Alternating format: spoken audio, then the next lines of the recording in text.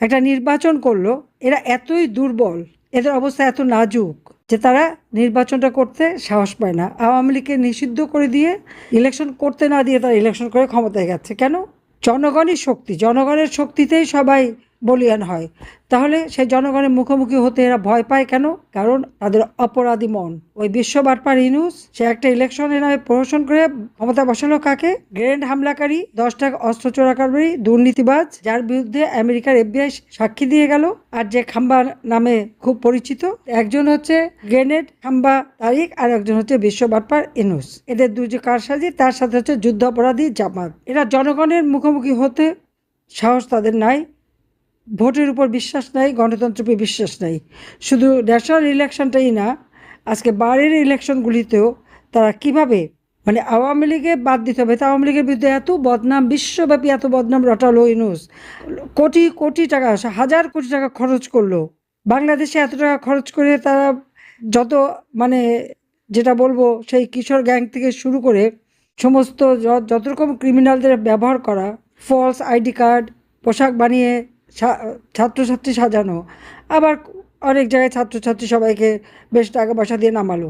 এত কিছু করে ক্ষমতা এসেও তাদের কিন্তু মানে আত্মবিশ্বাসটা নাই, যে কারণে বাড়ির ইলেকশনে আওয়ামী লীগের কাউকে ইলেকশন করতে দেবে না।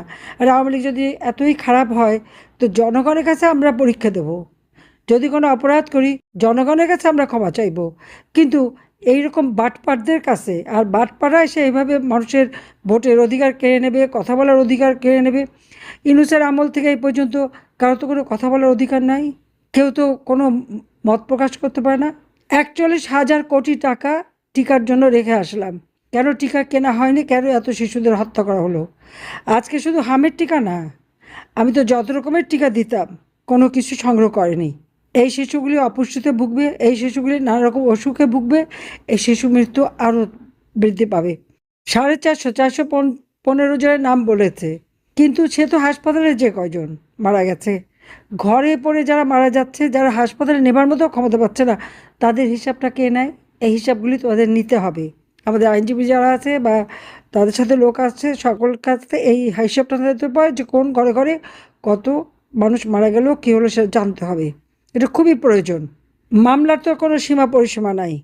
মামলা একটা দিয়ে, কিছু আসামি করে দিয়ে, তারপরে দেখা গেল অজ্ঞাতনামা।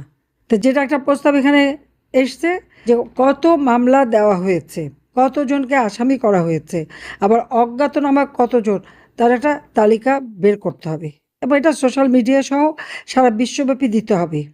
প্রত্যেকটা অ্যাম্বাসি এবং প্রত্যেকটা সংস্থার কাছে পৌঁছে দিতে হবে যে মামলা দিয়ে ইউনূস যেভাবে মানুষকে হয়রানি করা, এবং কোনো কথা না, কথা বললেই মামলা, আর অমনি কোনো মামলা ছাড়া, ওয়ারেন্ট ছাড়া গ্রেপ্তার, এবং সেটা আবার প্রজ্ঞাপন দিয়ে। এটা কি করে হয়? এরা নাকি বৈষম্য বিরোধী আন্দোলন করেছে। বর্তমানের যে বৈষম্য চলছে, এর থেকে বেশি বৈষম্য আর কোথায় ছিল, কবে ছিল? এরা কি গণতন্ত্র উদ্ধার করেছে? এর নাম গণতন্ত্র? জনগণের কাছে ভোট চাইতে যেতে পারে না, ভোট করতে যে সাহস পায় না, জনগণের শক্তিতে যারা বিশ্বাসী না, তারা গণতন্ত্রে বিশ্বাসটা করবে কিভাবে? বাড়ির ইলেকশনে পর্যন্ত যারা সাহস পায় না, সেখানে তাদের আবার তার মুখ দেখায় কিভাবে? লজ্জা করে না? এটা তো রীতিমতো ভোট চুরি করা। ঠিক আছে, আওয়ামী লীগ খারাপ কিনা ভালো, জনগণ যাচাই করে দেখুক। তো এভাবে এদেরকে ছেড়ে দেওয়া যাবে না। আমাদের যেমন সকল পেশাজীবীকে আজকে ঐক্যবদ্ধ হতে হবে, দেশের মানুষকে ঐক্যবদ্ধ হতে হবে। আমাদের এই যে শিশুদের মারা হলো, এটা তো রীতিমতো শিশু হত্যা।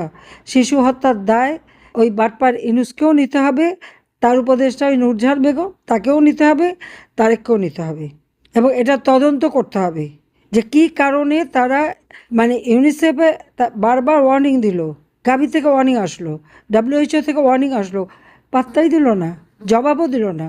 তাদের সাথে চুক্তিটা কার্যকর করলো না, টেন্ডার দিয়ে কিনবে, টেন্ডার দিয়ে নকল ওষুধ কিনে আমাদের শিশুদের আরও মারার পরিকল্পনা করেছিল। এটা হলো বাস্তবতা। কাজে এর বিরুদ্ধে যারা আপনজন হারিয়েছে, মায়ের কোল খালি হয়েছে, সেই মা জানে সন্তান হারাবার বেদনা কতটুকু।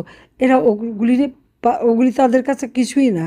যে দেশকে ভালোবাসে না, দেশের মানুষকে ভালোবাসে না, তাদের কাছে কি আশা করা যায়? কিছু আশা করা যায় না। আইনের শাসন তারা করবে না। তারা মানুষ খুন করতে জানে, লাশ দিতে জানে। সারা বাংলাদেশের মানুষকে লাশ উপহার দিয়েছে, শিশুর লাশ, নারীর লাশ, এমন দিন নাই এই নারী শিশুর গলিত লাশ পাওয়া যাচ্ছে, মানুষের গলিত লাশও পাওয়া যাচ্ছে। আর তাছাড়া নদী নালা খাল বিল পুকুর সব জায়গায় লাশ লাশ উপহার দিয়েছে।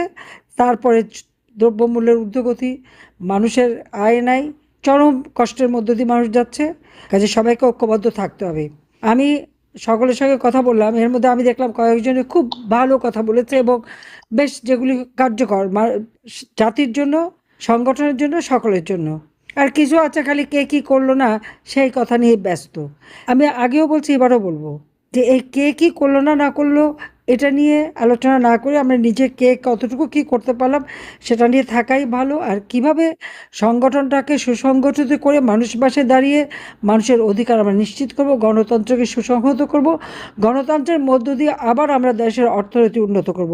উন্নয়নশীল দেশের মর্যাদা পেয়েছিল বাংলাদেশ, সেটাও রাখলো না, সেটাও শেষ করে দিল। কেন? আজকে যাদেরকে মুক্তিযুদ্ধ করে পরাজিত করেছে, এখন সেই পরাজিত শক্তির পদলেহনে ব্যস্ত। বিজয়টা পছন্দ হয়নি।